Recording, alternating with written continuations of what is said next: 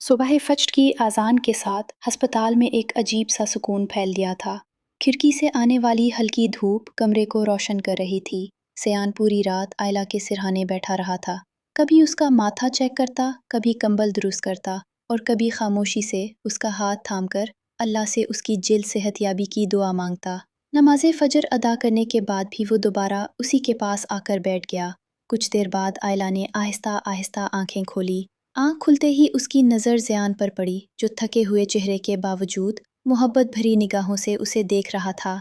आयला ने आहिस्ता से पूछा, आप पूरी रात नहीं सोए? ज़यान ने हल्की सी मुस्कुराहट के साथ उसके बाल कान के पीछे करते हुए कहा, तुम आराम से सो रही थी, मुझे और क्या चाहिए था? मेरी नींद से ज़्यादा ज़रूरी तुम्हारा सुकून है। आयला की आंखें नम हो गईं। आप मेरी वजह से खुद को इतना क्यों थकाते हैं? ज़यान ने फ़ौरन उसका हाथ अपने हाथ में ले लिया और नरमी से बोला, ये बात दोबारा कभी मत कहना। तुम्हारा ख्याल रखना मेरी जिम्मेदारी भी है और मेरी खुशी भी। इतने में नर्स अंदर आई। उसने आयला का ब्लड प्रेशर चेक किया और मेज़ पर दवाई रखकर बोली, पहले नाश्ता करवा दें, फिर दवा दे दीजिए। कुछ देर बाद ज़यान ने खाना मंगवाया और खिलाने लगा, तो आयला ने प्लेट एक तरफ कर दी। मुझे भूख नहीं है, ज़यान ने नरमी से कहा, सिर्फ थोड़ा सा खा लो, फिर आराम करना। आयला ने मुंह दूसरी तरफ कर लिया। ज़यान ने खामोशी से प्लेट उठाई, एक छोटा सा नवाला बनाया और उसकी तरफ बढ़ाया। आयला ने फिर मुंह फेर लिया तो ज़यान भी उसी तरफ ले आया। ये देखकर आयला हंसती। आप मानेंगे नहीं ना? ज़यान ने मुस्कुराकर जवाब दिया, तुम्हारी सेहत के मामले में कभी नहीं। आखिरकार आयला ने हार मान ली। ज़यान ने अपने हाथ से उसे आहिस्ता आहिस्ता नाश्ता खिलाया, फिर जूस पिलाया और वक्त पर दवा भी दे दी। दवा खाने के बाद आयला ने मसनूई नाराज़ी से कहा, आप बहुत बुरे हैं, मेरी एक भी बात नहीं मानते। ज़यान हल्का सा मुस्कुराया, उसके माथे पर बिखरे बाल पीछे किए और मोहब्बत से बोला, तुम्हारी हर बात मान सकता हूँ, लेकिन ऐसी कोई बात नहीं जो तुम्हारी सेहत के खिलाफ हो। तुम मेरी दुनिया हो और मैं अपनी दुनिया को तकलीफ में नहीं देख सकता। ये सुनकर आयला खामोश हो गई। उसने आहिस्ता से अपना सर ज़यान के कंधे पर रख दिया। ज़यान ने मोहब्बत से उसके सर पर हाथ फेरा और उसे अपने करीब कर लिया। उसी लम्हे दरवाज़ा खुला और दादा जान, बाबा जानी, अम्मी जान और जुनायरा कमरे में दाखिल हुए। सबके चेहरों पर सुकून और खुशी थी। अम्मी जान ने आयला के सर पर हाथ रखा और कहा, अल्लाह का शुक्र है, हमारी बच्ची पहले से बेहतर लग रही है। दादा जान ने ज़यान की तरफ देखकर मुस्कुराते हुए कहा, बेटा, अल्लाह हर बेटी को ऐसा ख्याल रखने वाला शोहर दे। ज़यान ने अदब से सर झुका दिया, जबकि आयला शर्मा कर मुस्कुरा दी। कुछ ही देर बाद दरवाज़ा खुला और लेडी डॉक्टर मुस्कुराते हुए कमरे में दाखिल हुईं। उन्होंने आयला का दोबारा चेकअप किया, रिपोर्ट देखी और ज़ख्म का मुआयना करने के बाद इत्मीनान से बोली, अब आपकी हालत काफ़ी बेहतर है।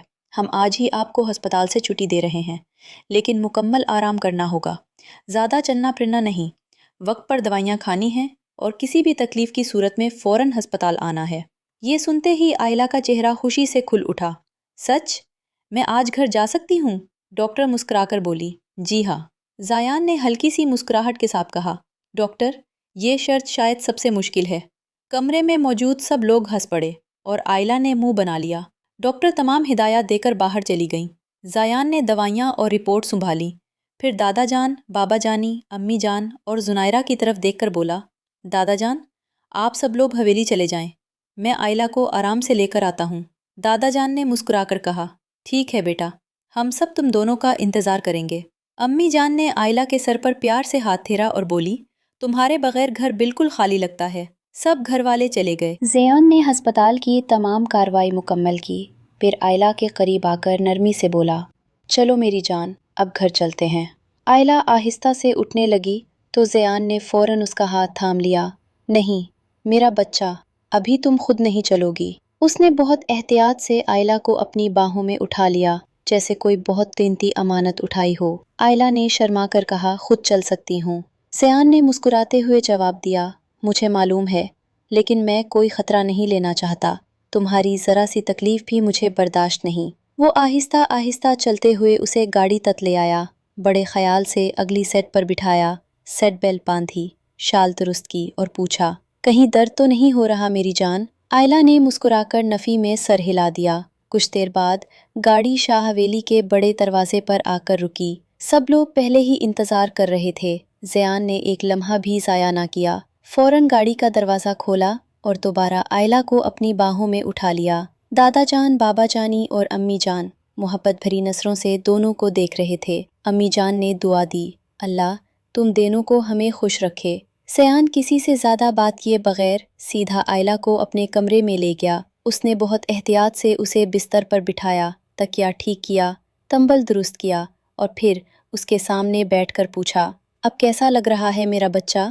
آئلہ نے مسکراتے ہوئے کہا، اب بالکل ٹھیک ہوں کیونکہ میں گھر آ گئی ہوں۔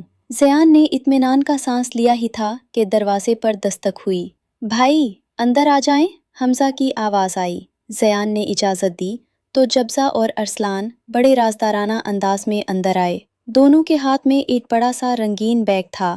آئلہ نے حیرت سے پوچھا، اس میں کیا ہے؟ حمزہ نے مسکرا کر بیگ بیڈ پر رکھ دیا، یہ آپ کے لیے ہے۔ آئلہ نے جیسے ہی بیگ کھولا اس کی آنکھیں حیرت سے بڑی ہو گئیں۔ وہ خوشی سے بچوں کی طرح ہنس پڑی۔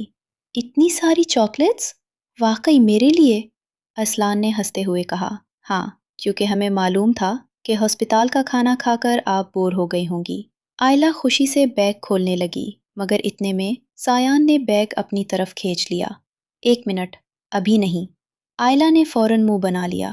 کیوں؟ پہلے تم مکمل ٹھیک ہو جاؤ پھر جتنی چاہو چاکلیٹ کھانا۔ آئلہ نے ناراضگی سے ہاتھ باندھ لیے، یہ تو زیادتی ہے۔ حمزہ اور ارسلان ایک دوسرے کو دیکھ کر ہنسنے لگے جبکہ زایان تھی اپنی ہنسی نہ روک سکا۔ پھر اس نے بیگ میں سے صرف ایک چھوٹی سی چاکلیٹ نکالی اور آئلہ کی طرف بڑھاتے ہوئے کہا، بس ایک، اور وہ بھی کھانے کے بعد۔ آئلہ نے مسکراتے ہوئے چاکلیٹ لے لی۔ حمزہ اور ارسلان کچھ دیر آئلہ سے باتیں کرتے رہے، پھر دونوں نے مسکراتے ہوئے کہا، بھائی اب بھابھی کو آرام کرنے دے، ہم بعد میں دوبارہ ملنے آتے ہیں۔ زیان نے سر ہلا دیا۔ دونوں آئلہ کو اپنا خیال رکھنے کی نصیحت کر کے کمرے سے باہر چلے گئے۔ جیسے ہی دروازہ بند ہوا زیان نے چاکلیٹس والا بیگ اٹھایا اور سیدھا الماری کے اوپر والے خانے میں رکھ دیا۔ آئلہ حیرانی سے اسے دیکھتی رہ گئی۔ اتنی اوپر کیوں رکھا؟ زیان نے ہلکی سی مسکراہٹ کے ساتھ کہا، تاکہ میری جان چوری چھپے وہاں تک نہ پہنچ سکے۔ آئلہ نے معصوم سا چہرہ بنایا، میں ایسا کیوں کروں گی؟ زیان ہنس پڑا، میں تمہیں اچھی طرح جانتا ہوں میری جان۔ آئلہ نے کچھ نہیں کہا لیکن اس کی نظریں بار بار الماری کی طرف جا رہی تھیں۔ دل ہی دل میں اس نے ایک زبردست پلان بنا لیا۔ اچھا جناب، ابھی تو آپ جاگ رہے ہیں لیکن جیسے ہی آپ سوئیں گے میں آہستہ سے اٹھوں گی، الماری کھولوں گی اور ساری چاکلیٹس نکال کر کھا لوں گی، پھر آپ ڈھونڈتے رہ جانا۔ یہ سوچ کر وہ خود ہی ہلکا سا مسکرا دی۔ زیان نے فوراً اس کی مسکراہٹ دیکھ لی اور مشکوک نظروں سے پوچھا، یہ اچانک اتنی پیاری سی مسکراہٹ کیوں؟ کہیں کوئی شرارت تو نہیں سوچ رہی؟ آئلہ نے فوراً معصوم بن کر کہا، نہیں تو، میں تو بہت سیدھی ہوں۔ زیان نے ہنستے ہوئے اس کے ماتھے پر ہلکی سی چپت لگائی، بس یہی بات سب سے زیادہ خطرناک ہے، جب تم کہتی ہو کہ میں سیدھی ہوں تبھی مجھے سب سے زیادہ فکر ہوتی ہے۔ آئلہ نے منہ پھلا لیا لیکن دل ہی دل میں اپنا پلان پکا کر لیا۔ زیان نے دوائی کا وقت دیکھا، اسے پانی کے ساتھ دوائی دی، پھر کمبل ٹھیک کرتے ہوئے بولا، اب آرام کرو۔ آئلہ نے فرمانبرداری سے آنکھیں بند کر لی مگر اس کے دماغ میں صرف ایک ہی چیز گھوم رہی تھی، الماری میں رکھی ہوئی چاکلیٹس۔ وہ دل ہی دل میں گن رہی تھی کہ زیان کو سونے میں کتنا وقت لگے گا، جبکہ زیان کو ذرا بھی اندازہ نہیں تھا کہ اس کی شرارتی بیوی اگلی ہی فرصت میں اپنی چاکلیٹ والا پلان شروع کرنے کا ارادہ کر چکی ہے۔ آئلہ ابھی آرام کر رہی تھی جبکہ زیان اس کے سرہانے بیٹھا لیپ ٹاپ پر کچھ ضروری کام دیکھ رہا تھا۔ اچانک اس کے موبائل کی گھنٹی بجی۔ اسکرین پر عارف کا نام دیکھ کر اس کے چہرے پر ہلکی سی مسکراہٹ آ گئی۔ اس نے فوراً کال اٹھائی۔ دوسری طرف عارف، لیلا، الہان اور ابرو سب ایک ساتھ موجود تھے۔ السلام علیکم باس، چاروں نے ایک ساتھ کہا۔ زیان ہنس پڑا، وعلیکم السلام، کیسے ہو تم سب؟ لیلا نے خوشی سے کہا، ہم سب بالکل ٹھیک ہیں اور آج ہم آپ کو ایک خوشخبری دینے کے لیے فون کیا ہے۔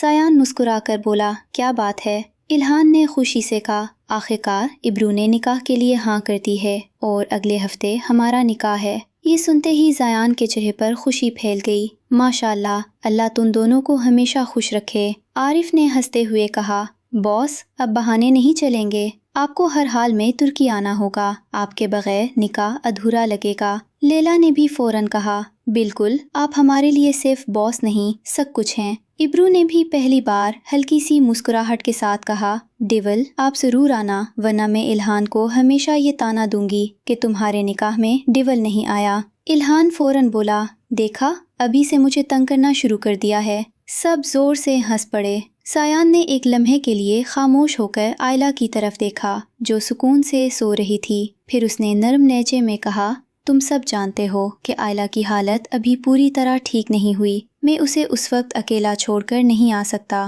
اور نہ ہی اس حالت میں اتنا لمبا سفر کروا سکتا ہوں۔ چند لمحوں کے لیے دوسری طرف خاموشی چھا گئی، پھر عارف نے سمجھتے ہوئے کہا، ہم آپ کی مجبوری سمجھتے ہیں باس، سب سے پہلے گڑیا کی صحت ضروری ہے۔ سایان نے مسکرا کر کہا، ایسا کرنا نکاح کے وقت مجھے ویڈیو کال کر لینا، میں اور آئلہ دونوں تم لوگوں کو دعا بھی دیں گے اور اسی طرح تمہاری خوشی میں شامل بھی ہو جائیں گے۔ الہان فوراً بولا، پکا وعدہ، نکاح کے وقت سب سے پہلی ویڈیو کال آپ ہی کو کریں گے۔ لیلا نے ہنستے ہوئے کہا، اور گڑیا کو بھی ساتھ بٹھائیے گا، ہم ان سے بھی بات کریں گے۔ سایان نے جواب دیا، ضرور، وہ تم سب کو دیکھ کر بہت خوش ہوگی۔ ابرو نے آخر میں کہا، اپنا اور آئلہ کا خیال رکھنا ڈیول بھائی، اور بھولنا مت، ویڈیو کال ضرور اٹھانا۔ سایان ہنس دیا، یہ وعدہ رہا۔ کال ختم ہوئی تو سایان نے ایک نظر پھر آئلہ پر ڈالی، اس کے کمبل کو آہستہ سے درست کیا اور دل ہی دل میں دعا کی کہ جلد وہ مکمل صحت یابی ہو جائے تاکہ آنے والی ہر خوشی وہ اس کے ساتھ مل کر بنا سکے۔